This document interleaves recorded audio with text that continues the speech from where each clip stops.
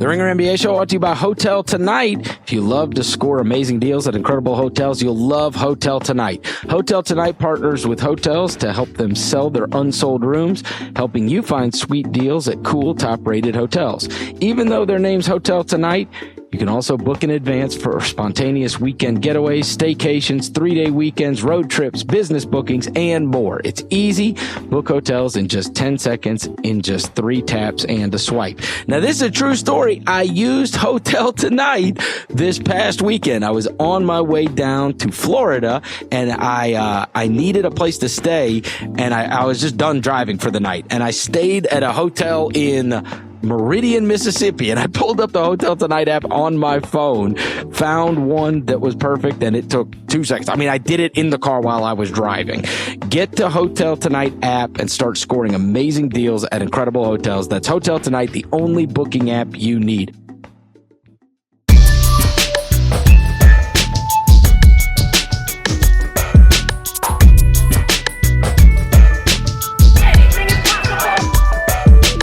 Welcome to the Ringer NBA Show. I'm Chris Vernon, and joining me as he does every Tuesday from TheRinger.com is Kevin O'Connor, a.k.a. Kevin O'Bomber, a.k.a. Kevin O'Concert, a.k.a. Kevin O'Comment, a.k.a. Kevin O'Climber.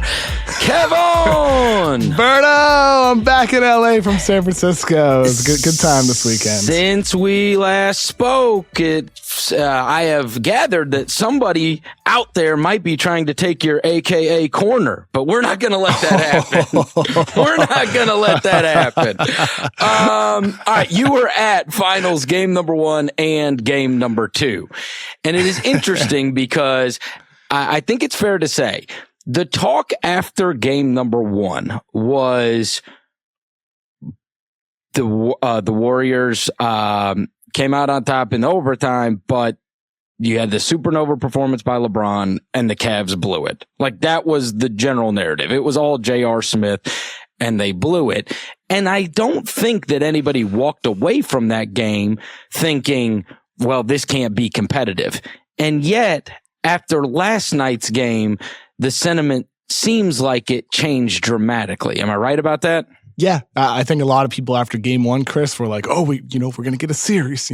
Cavaliers are going to shoot the ball better in game 2, which they did by 6 percentage points or something like that. But no, man, Golden State has a higher level that they can reach. Okay, hear me out on this, okay? I will say that this may be so, and it may just be a bombing. But after game 1, I thought to myself, as that game was playing out, I was thinking, boy, they've got the goods to be able to absolutely demolish them on the boards.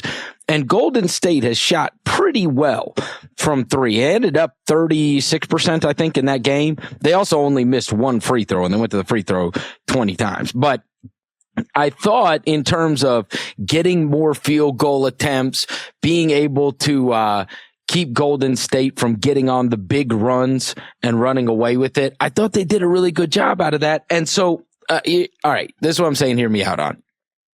Game 2 was they were dead before that game even started. That's how I felt. And for many, many years, I've covered college football. And sometimes you'll see like a team that gets their heart ripped out. They'll lose on like a Hail Mary or something terrible happens. And then the next week, you won't even recognize that team because they've spent the whole week with everybody in their life, either telling them in person or texting them or calling them about, dude, what happened, or that was ridiculous, or your coach sucks, or whatever. It's just constant negativity. And especially with young guys, they can't get over it quickly. Well, now you have a shorter time span, but it was like, I think you'll admit, once game 1 ended, it was like there was no game 2 that existed. It was all the talk all the way up to it was the J.R. Smith, what the hell happened? You guys blew it. Even this morning, what was the thing that was getting viral? It was the video of LeBron and J.R. Smith and George Hill on the bench, right? It's like game 2 almost never even happened. And so when all their friends, all their family, everybody's going, man, Ty Lue sucks and man, JR effed up. And all you're talking about is that game. Then the next game, you're just dead. And so I'm almost willing to write off game 2 on the competitive side and kind of think that in game 3, Cleveland could be super competitive again. What do you think? You would hope so. Otherwise, it's time to press the simulate rest of season button and just get this over with. I'm ready for the draft and free agency, but you would hope Cleveland, that they do come back and have a better effort. But as you said, Chris, that stuff hasn't gone away. People are probably still in the players' ears saying this and that, as you mentioned. That video from game 1 went viral right before game 2 and then after game 2. That's not going away either. The LeBron James memes with him pointing the other way, it's not going the other way.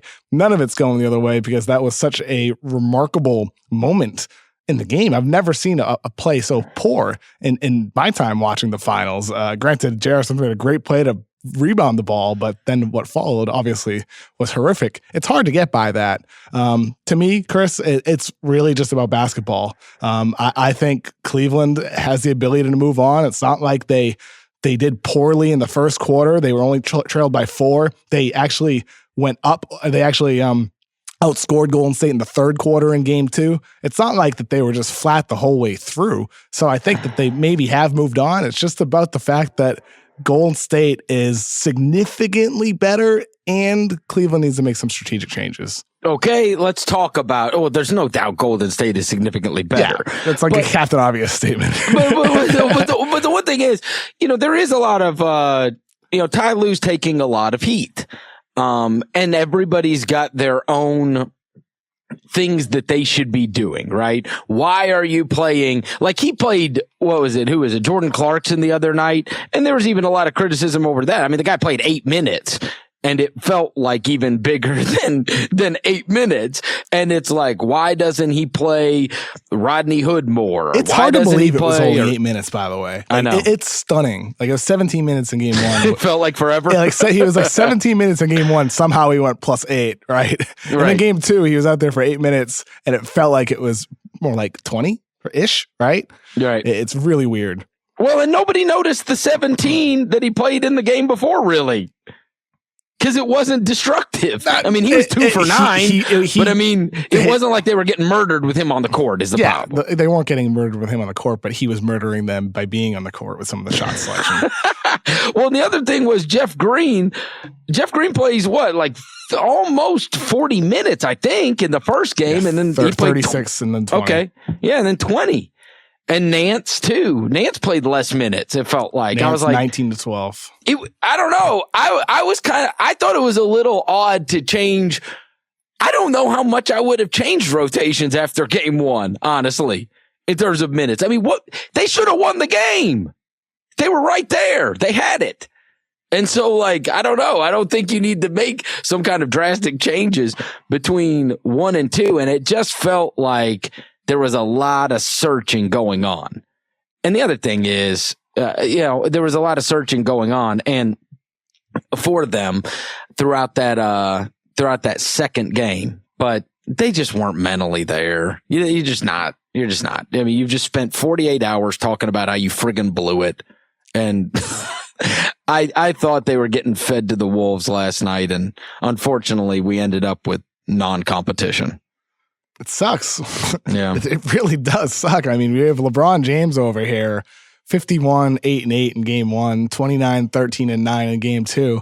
And somehow after a really good performance from him in game 2, it feels like, LeBron needed to give him more. But it's unfair to expect that. I talked about this yesterday with Gons after the game. It's just, you can't expect more from him. I think it needs to come from everybody else. The question is where do you get that from? Kyle Korver is being smothered right now. You're not getting it from the younger additions like Jordan Clarkson or Larry Nance. Is it Rodney Hood? Maybe George Hill needs to elevate his play even to a higher level. J.R. Smith needs to catch a hot streak. Kevin Love needs to become Minnesota Kevin Love. Kevin Love especially, Chris, I think with him, he's played fairly well, I think, in both games. Overall, I'd be satisfied with what Kevin Love's done, but I want to see them run more actions for him and get him going even more. They were doing some creative stuff at the beginning of both games, and I want to see him go back to that more. They need to get Kevin Love rolling at an even higher level. All right, Kev, we'll get right back to it. First, we got to hear from our sponsor, SeatGeek. Buying tickets can be complicated and confusing, but there's a simpler way to buy with SeatGeek. SeatGeek is the smartest, easiest way to get tickets for every type of live event. Whether you're catching your favorite musician on tour, shopping for the perfect gift, or searching for a last-minute deal to see your favorite team, SeatGeek helps you find the best seats at the best prices, fully guaranteed. Nothing beats being there in person for the biggest plays of the year, and SeatGeek will help you get closer to the action for a great value. I have the SeatGeek app on my phone, and it's by far the easiest way I found to shop for tickets. I can be anywhere with just a few taps. I can instantly find seats. I actually just used SeatGeek today because I'm going to be going on a trip in New York later in the summer, and I was looking for tickets for a show in New York. SeatGeek is designed to make your ticket buying experience easier than ever. They save you time and money by searching multiple ticket sites to compare prices and find amazing deals.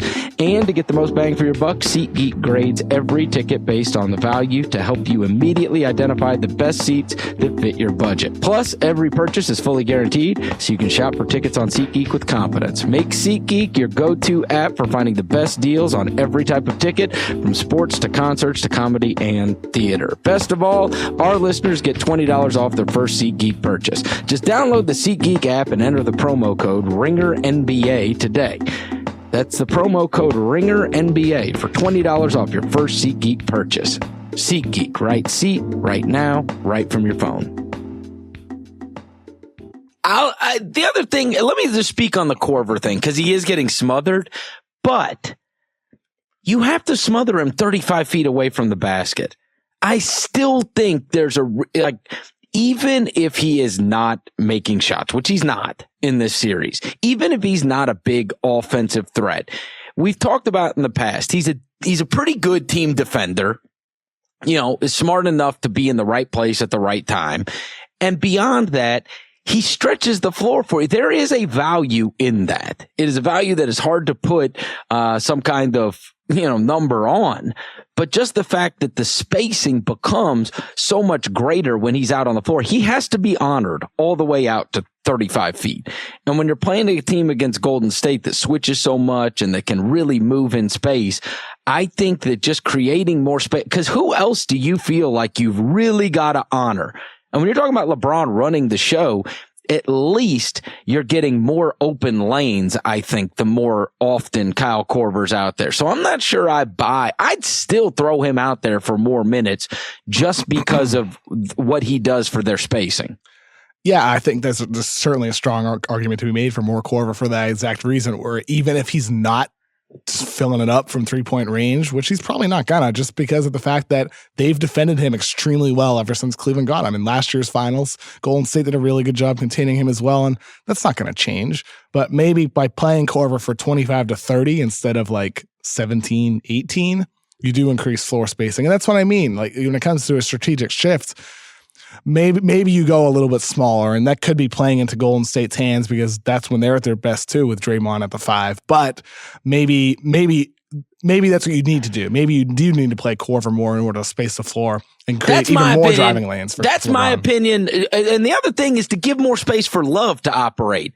Because there's only two guys you really have to honor, and it's the two guys that have gone for, the majority of their points the last two games. I mean, in the game one, Love has 21 and LeBron has 51. Okay, so that's 72 of your points. Okay? LeBron had 51 of those, though. I'm aware. Yeah. I'm aware. But listen, nobody else on the team scored. Yeah. There's one other guy in double digits. That was JR.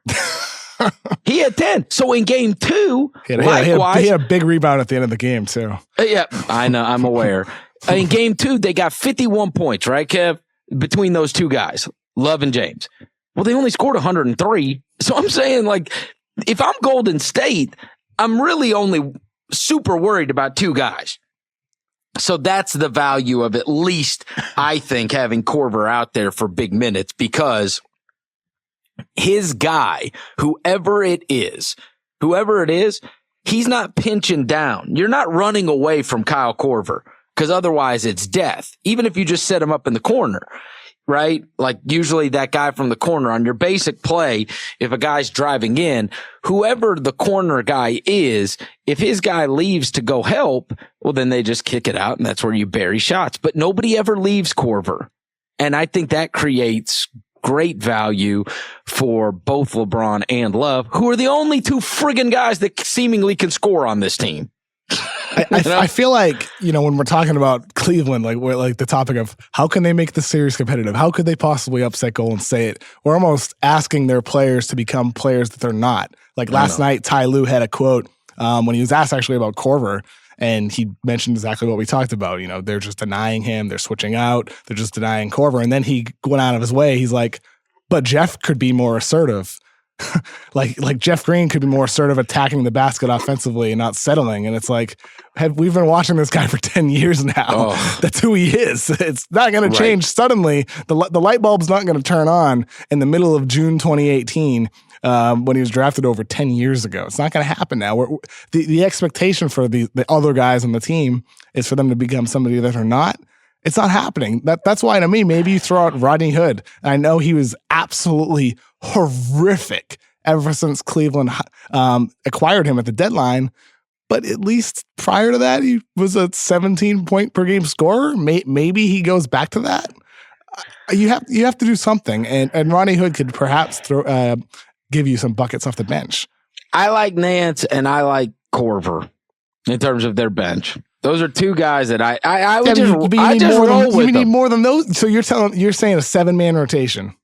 I mean, you're even like getting rid of Jeff Green.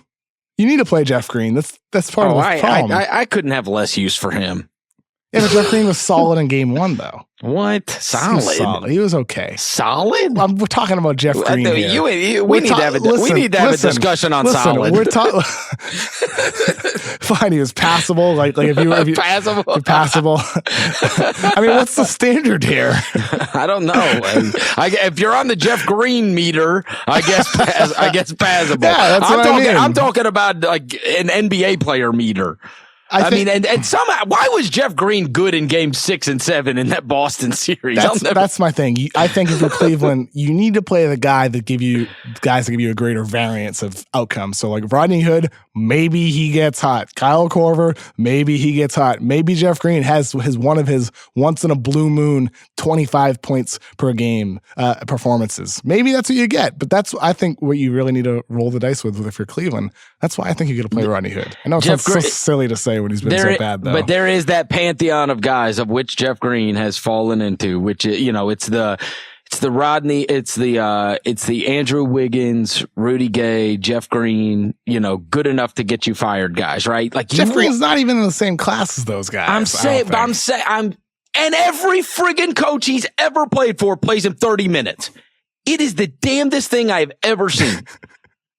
Everybody has believed in him for a decade. Every one of them, Kev. So, like, I get it. He's not those guys. You know what Kevin Garnett said about him, right? They are so. Do you know what Kevin Garnett said about him a couple years ago? I don't. Okay, brace yourself. Brace yourself for this quote. Oh, great. Quote, I always said Jay Green is going to be one of the best ever to play this game. When you watch him play, you see the glimpses. That's a real quote by Kevin Garnett. I'm telling you, every single coach has felt that way. And Kevin Garnett. Oh, listen, I walked into the Grizzlies acquired him. That dude started over Zebo and Tony Allen in the same season. They just kept on. They were going to find a way that was going to work. Some way. That was the Tayshaun Prince trade, right? Yes. Yeah. Some way, somehow, they were going to make that work. Oh, he's not doing well at the 3, then we'll play him at the 4. Oh, he's not doing it was never his fault. And so everybody else ended up I'm talking like guys that have their friggin' jerseys in the Raptors were benched for Jeff Green. So don't get me started on him. I remember when he was in Boston. We're totally bashing Jeff Green for no reason at all. But when he was in Boston, I remember Brad Stevens at one point was talking about like Jeff Green's motor on the defensive end of the floor, like how when he locks in, he's one of the best defenders in the game. But the question, it's a matter of getting him to lock in consistently. It's just not going to happen. It's just not who he is. Oh, and I'm well aware that it exists though, because what happens. It really is. No, he's the ultimate tease. There's never been a player like him that the tease is that great. Because if you watched game 6 and 7 of that Boston series, you would go, oh my God, this guy's awesome. And then what? We got 2 games in the finals. He had 6 points and 7 points. 7 points, yeah. On 5 of 16 and inconsistent defense. Yeah. And the thing that's always, we're really going off on Jeff Green, but the thing that's always bothered me is that an elite athlete, 6'9", long arms, always been such a poor rebounder. So that's like when we talk about draft prospects and we talk about small ball and putting a 6'8", 6'9" guy at the 4 next to a big, or even using them at the 5, like the guy needs to be able to rebound. So with Green, you've never really been able to do that without exposing yourself on the boards. So I'm just saying, how do I create more space for the 2 guys? Because honestly, you are going to have LeBron and Love go for over 60. Seriously. I know that sounds insane, but I'm penciling in LeBron for 40 and Love for 20. That's at minimum. That's what's got to be happening. And you saw the other night, they had I said they had 51. It still wouldn't have been enough if they would have gotten to 60. They still would have lost. But I thought, I don't know. I was just kind of willing to write that one off. I thought they're walking to their sure death after 48 hours of everybody still talking about game 1. Why not write off the first one? Are you going to get another 51-point LeBron game? I think there's a higher probability you get more blah, boring, basic performances from everybody else on the roster than you are going to get 50 plus and not just 51 points, but a super efficient 51 points from LeBron James in that game. He was unbelievably efficient. 9 of 32. You know what? I'm not ruling. All right, 51 is ridiculous, but I bet you down to a donut in game 3, he goes the hell off. They have nobody that can guard him without Iguodala. Nobody has a chance against him. Like that first game, Kevin, and you were there in person. That was one of the most amazing things I've ever seen in my life watching basketball. No hyperbole. I'm watching that game and I'm thinking to myself, holy shit, he's going to really beat them by himself. Like he was unstoppable. They can't do anything with him. And so he had 29 last night, but he didn't look the same. He had 13 assists. That was the best. The guy has 29, 13, and 9, and it was like, That's my point. That's what I mean. Like that's where the bar needs to be for him. Oh, you don't think he'll go for 40 plus in game 3? Come on. He could easily. There is, but what I mean is like the super efficient 51 points on 9 of 13. That was a remarkable performance by him until overtime, where he cooled off a little bit, but also I think it was largely due to the defensive attention that Golden State gave him in that overtime period, where they just sold out on all LeBron. Like they were collapsing into the paint, not allowing him to drive, forcing him to pull up mid-range jumpers. They played an unbelievable defense in that overtime, and that's what they can do if they need to. If it gets down to that at the end of a game, that's what they can do.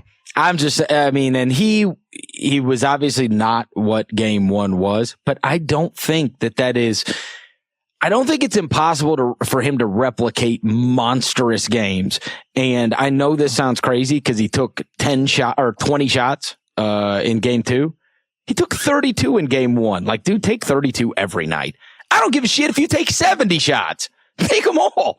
Like, it's fine that you're trying to get everybody involved, but like you ain't getting anybody involved that's helping you. So just do that shit yourself. And he might be able to.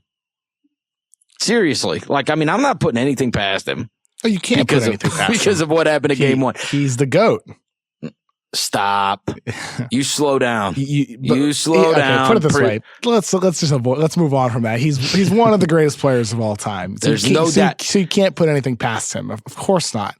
But the point is that he needs more from everybody else on the damn roster. And I don't know if they're going to get that because of the fact that these guys are pretty average, Chris. They're average players. We've said it all season long. We said it in October. We said it in November, December, January. We said it right before the trade happened. Then there was a little bit of a tease where they looked good and they looked new and they looked fresh, but that fizzled very, very quickly. This team is who we thought they were. You think they're getting wiped out? Yeah, I said they were going to get swept before the series. I feel that way just as much now, if not more. I kind of think they're going to win Game 3. It'd be really nice if this series got competitive. It would be really great. I do. You know, what was the game they lost in 3 and won 4 last year, right? Didn't they win Game 4? What makes you confident they're going to win, though? I mean, there's been even last year that Game 4 that they won when Golden State had because their team has been trash away from home. In terms of their role players, like all those guys that you're saying you got to be able to count on, they've all been bad. Listen, we thought they were getting bombed out by the Celtics after 2 games. And I get it. This Golden State team is way better than that Celtics team. But we still thought they were getting bombed out. And then all of a sudden, those guys came like George Hill scored like friggin' 11 points in the first 3 minutes of the game 3, right? And they blew them out. And I was like, good grief. But here's the thing. Boston was playing absolutely unbelievable in games 1 and 2. Golden State can still get better too. Like Golden State can play better games. I know they can play better games, Kevin. So that's what I mean. Like, we're talking about how Cleveland can get better, how they can shoot the ball better, how they can get Kyle Korver going, George Hill can get hot. It's like, yeah, on the other side, we can say a lot of the same things about that team as well. KD in Game 2, 10 of 14. If they needed more from him, maybe instead that's a super effective 17 of 28 performance by KD. There's more that Golden State can give. Draymond said it after Game 2. He says that he doesn't think that their team reached their ceiling. And I agree. I don't think they have either. I do not think that Cleveland is going to win the series. So don't get me wrong here. But in terms of level of competition, I don't know, man. Like we've been through this with him, and we've been through this with even this Cleveland team just a couple weeks ago when I watched them play against Boston. The other thing is this, you know, this is true about the Warriors, that they have a propensity to dick around. And they've done it, even in these playoffs. Even they lost the game to the Pelicans, right? And then turned around and mashed them and then went and closed it out at home. That's why I think. Like, maybe they end up winning 4-1. But I kind of feel like Cleveland's going to get a game. And that LeBron's got one of those where he just beats them by himself. And the crowd gets on top of him. And Golden State doesn't hit one of those big runs. And obviously, when the tsunami hit, I even thought... Last night, I thought after they played really well, the Cleveland played really well coming out of the box because that's been the quarter where you get destroyed, right? And they won the third quarter, 34-31. And then they lost, by 9, I think, in the fourth quarter. I don't know. Man. You felt like, I guess if I can't convince you, if you think that they're going to lose, if you think they're going to lose big time, I mean, even this whole season, that Cleveland team, they were like a 500 team on the road, Kev. I mean, they were bad. I think they were 21-20 on the road. So what was that? What would that make them at home? They were 29-12, 29-12 at home. And then they were a 500 team basically on the road. So I just think they're a lot better. And they were right there in Game 1. They had that. They had that game. So you're banking on LeBron to have another historic night. Yes. That's fair. Yes. It's fair. And those role players that you talk about, that I talk about, giving him no help, that they actually make some shots. Like JR did, like Korver did, like George Hill did. In the last couple of series. I mean, we've pronounced them dead over and over. Hell, it looked at one point that they were going to lose to the Pacers. It looked like they were going to lose to the Celtics. And this guy has just willed them this far. I kind of feel like you might be able to will them again to a victory or two. Sure. If LeBron James has a historic performance, the Cleveland Cavaliers have a chance to win. I would agree with that. Yes. And that's exactly what I'm banking on. That's the bar. They need LeBron just to be the GOAT.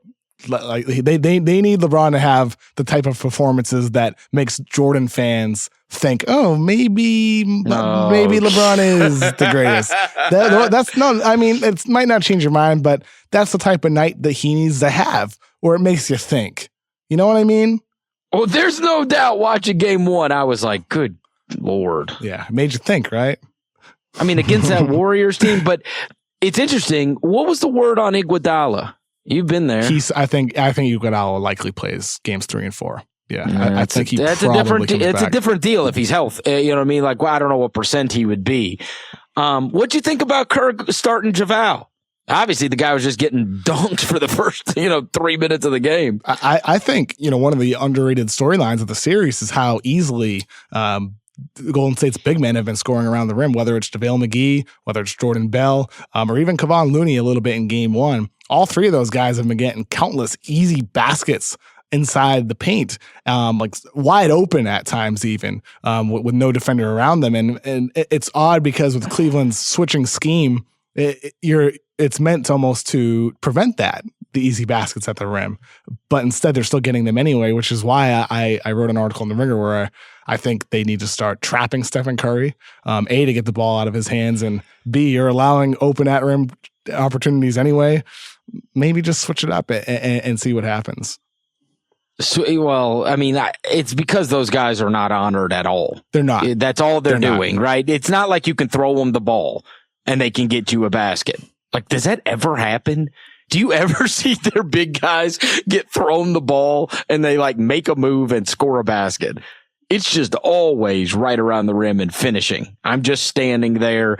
The big has to rotate because, I mean, obviously with the dribble penetration stuff, you're having somebody, the big has to step up, and that's when they just toss it to JaVale and he dunks it in. Yeah. Or he gets when he got blocked by the rim that first time around. What was that? Was that game one? Yeah. That was hysterical. Yeah, that was great. I mean, that was absolutely hysterical. But I mean, he has not been playing at all, JaVale. So him starting game two was obviously a different wrinkle. You mentioned earlier how they never throw the ball in. Just to throw a stat behind that, this in the playoffs so far, these are post-ups for Golden State. Kevin Durant has logged 67. The next closest is Draymond Green at 18, then Clay at 11, Sean Livingston at 10, and then nobody else has above 7. Jordan Bell only has 4 post-ups. Kevon Looney only has 3. JaVale McGee only 3 as well. Oh, to speak on that, this is a trip. I saw Marcus Thompson does an outstanding job covering the Warriors. He tweeted this out at some point, and I wrote it down. Field goals attempted 5 feet or closer in the finals. LeBron, 24, Curry, 13, Love, 9, Tristan Thompson, 9, JaVale McGee, 8. JaVale McGee. LeBron has 11 more than the next guy. And you want to talk about a trivia question I would have gotten wrong. Through 2 games, Steph Curry's had the second most attempts within 5 feet of the basket.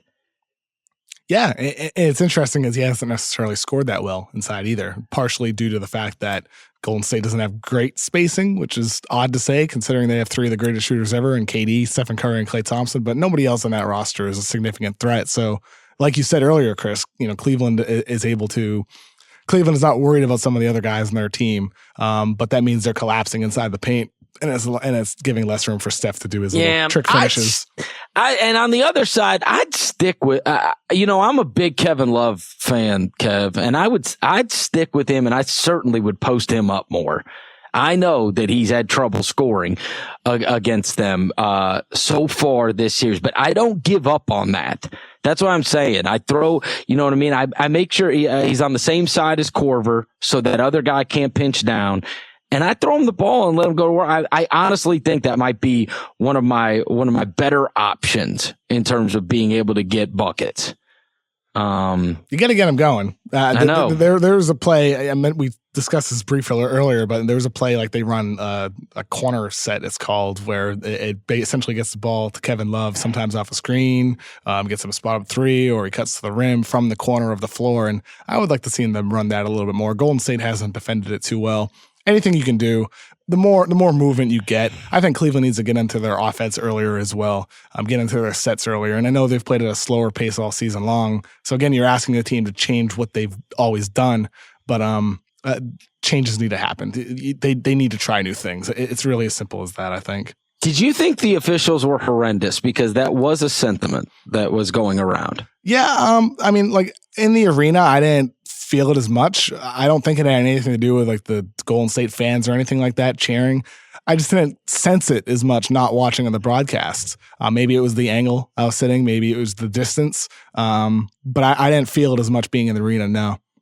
Interesting. Well, you're not. It does have to do with the fans. It does. I don't know. Because, well, listen, if you're in an arena that boos constantly the calls, then you start to notice it greatly. And obviously that was not happening a lot. I do think it's about probably being in that arena though, because everybody is not booing every call. I certainly think the Warriors got the benefit of the whistle last night. I mean, there was one play where LeBron got absolutely maimed. I don't think that the Warriors won because of the whistle, but I do think they probably got a favorable one.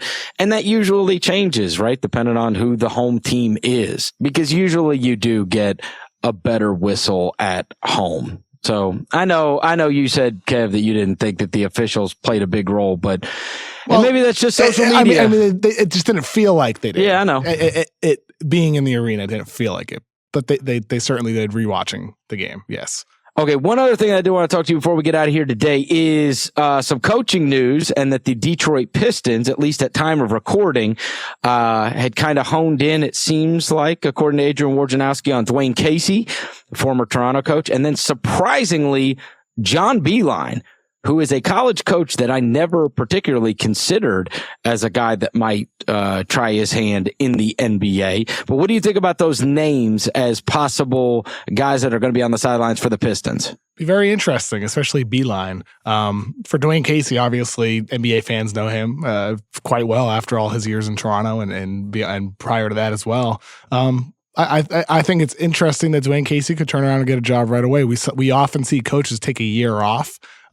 But Casey's ready to go. And I think if you're Dwayne Casey, the question would be, in my eyes, do you want that gig, or would you rather wait for a potential better opening to come a year from now? Because we've talked about this Detroit situation before, Chris. It's not great. It's really not. It's not a great situation with that Blake Griffin contract. There's not a lot of room for growth for that team. I don't think. Don't have their first round pick this season, of course. Reggie Jackson's got 2 years left. Langston Galloway's got 2 years left. They don't have salary cap coming up until the 2021 offseason. They're in a rough spot. My question is, if you're Beilein, do you want to take that job, leave in Michigan? If you're Dwayne Casey, would you rather wait? That's what my main takeaway. I'll tell you this. If I can get John Beilein, I hire John Beilein. I think he is one of the great basketball coaches in the world. And I absolutely believe he would be great at the next level. He's got a great demeanor for it. Can he be great with that roster, though? Nobody can be great with that roster. So, I mean, it would take a couple years, right? But he would maximize it. With Beilein, even going back to the Gansey, Pittsnoggle teams, like, I think he just maximizes rosters. I think the guy's great. And in the spirit of full disclosure, I covered the NCAA tournament the year that his Trey Burke team went to the title game. And I was in Auburn Hills, actually, and I was watching VCU play Akron. And I was sitting down on media row, and he came and sat right next to me throughout the entire game. He might have been one of the nicest guys I've ever met in my life, Kevin. So I swear by John Beilein. I do. He was so nice. It was like talking to somebody's dad. Seriously. For like the whole game. I mean, that's the interesting thing about him. At 65 years old, right? I know. Potentially making the jump to the NBA. It'd be fun to see it, at least for a little bit. It's super cool. Yeah. So I if I'm a Pistons fan, and I know there's a lot of crossover with Michigan fans and Pistons fans, so Michigan fans sure as hell don't want to lose Beilein. I get that. And another thing, special shout out to Monty Williams, another one of the nicest guys you'll ever meet, total class act. And it was announced that he is going to be the lead assistant for Brett Brown and the Sixers, and he will be extremely valuable there. I'm talking about good guys. Monty Yes. Williams is one of the best guys. One of the best guys.